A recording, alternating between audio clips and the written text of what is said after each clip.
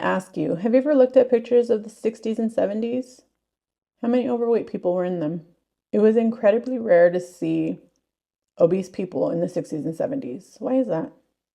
Why is it that in the 80s, suddenly waistlines expanded? More than not, people were becoming obese. Suddenly in the 80s, obesity rates skyrocket. It's not people just got lazy. There was something else that happened.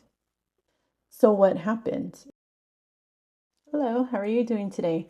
If you're new here, welcome. I'm Delilah. Nice to meet you. I am currently down over 230 pounds. 120 of those pounds was done on my own prior to a 1-year-long stall where I ended up getting some medical diagnoses, which allowed me to begin the homie Mounjaro.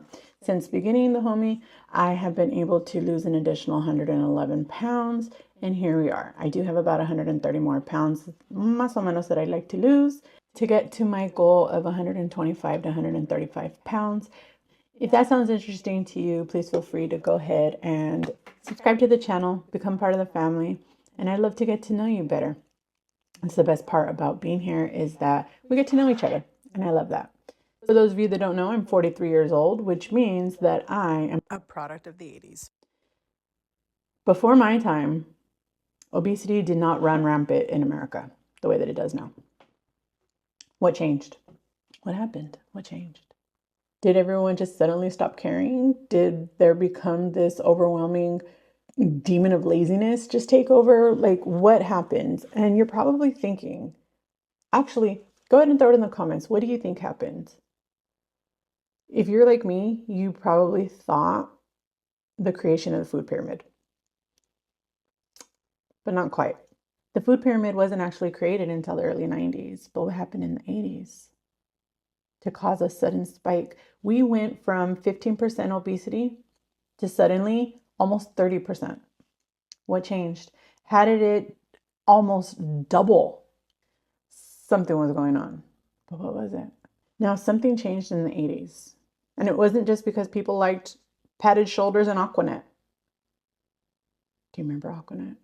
Oh man, I used to kill like a whole half a bottle in one day. I used the crap out of Aquanet. First off, processed foods. Processed foods were not a thing in the 60s and 70s the way they are now. Suddenly in the 80s was the age of convenience. Microwavable dinners, fast food. Fast food was once looked at as a treat. It wasn't a daily thing. And suddenly in the 80s, it became daily. Even the freaking birth of the Happy Meal happened in the 80s. The Happy Meal launched nationwide in 1979. Was that a coincidence? No. Suddenly, fast food places that didn't exist in this extent was marketing to children. Then Lunchables. Okay, so it's not just that there's suddenly a vast amount of food available everywhere, extremely processed food available everywhere, but the food got bigger. Supersizing became a thing. So people weren't just getting fries, they were getting a bucket of fries. And then there was the low fat lie. The diet advice of the time: fat is bad, fat free is heart healthy. Companies went nuts making everything low fat. But here's the catch that many people didn't realize then and still don't realize now. When you take the fat out, you have to replace it with something. Fat is the flavor, and fat is what makes you satiated. It's what keeps you fuller longer. When they took the fat out, it no longer had flavor. So what were they going to replace it with? Well, they replaced it with refined sugar, and they replaced it with refined carbs. So what happened? People thought they were eating more healthy, but instead, really all they were doing was jacking up their blood sugar. And not even getting full. They were more hungry than ever. And then there was a lifestyle shift. I mean, let's just be real. Life changed. Desk jobs were on the rise. We went suburb, which meant less walking, more driving, because you couldn't just walk to the store anymore. You had to drive. And the kids, they started spending hours in front of the television and the Nintendo instead of running around outside. We just weren't riding our bikes anymore. We weren't hula hooping, playing basketball or football. We were instead glued to the television and the video games. I, for one, owned an Atari, a Nintendo 64, Super Nintendo. Well, my brother did, but we played them all the time. We did also play outside.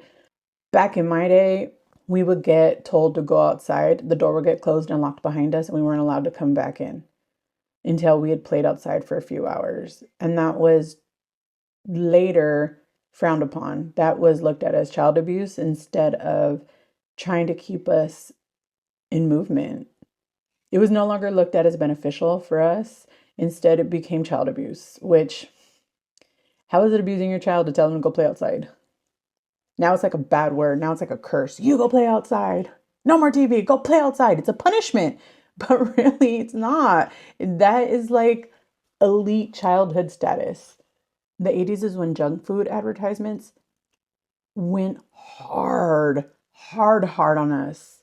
Soda commercials, cereal mascots, Happy Meal toys, toys in the bottom of cereal boxes. Kids were suddenly being targeted like crazy. And no one suffers FOMO like a child. We were literally being trained to crave stuff since childhood. Look at Japan. Japan at one time did not drink coffee. They were a tea drinking nation. Then one day, Nescafe, pretty sure it was Nescafe. Don't quote me on the brand, but I'm pretty sure it was Nescafe.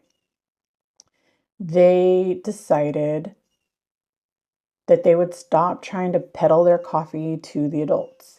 Instead, what they did was they started putting the flavor of coffee in candies and they sold them to children. And as children grew up eating these coffee flavored candies, when they became adults, guess what they wanted? They wanted coffee. That single decision solidified Japan's coffee craze. Japan is now the third or fourth highest coffee consuming country in the entire world, when they literally were at zero just a single generation before. Marketing makes a world of difference, and suddenly us 80s kids were marketed to in diabolical ways. And we are suffering the aftermath. Put all of that together, giant portions, low fat, giant sugar bombs that are suddenly disguised as healthy, less movement, nonstop marketing. To me, it all makes sense. The 80s didn't just give us MTV and Pac-Man. They gave us the spark that lit the obesity epidemic that we see today. So I'd love to know what you think. Do you think it was the food?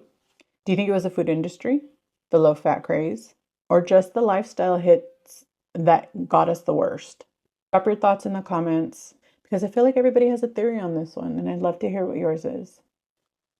I'd also love to know how your week is going, good, bad, ugly. You know, I just want to be there to support you the way that you support me. I want to give you your digital hugs. Let's go ahead and drop a French fry emoji in the comments down below. Lets me know you made it this far, and it's just something fun we like to do around here. I hope you guys are having a great day. I will see you soon. Bye.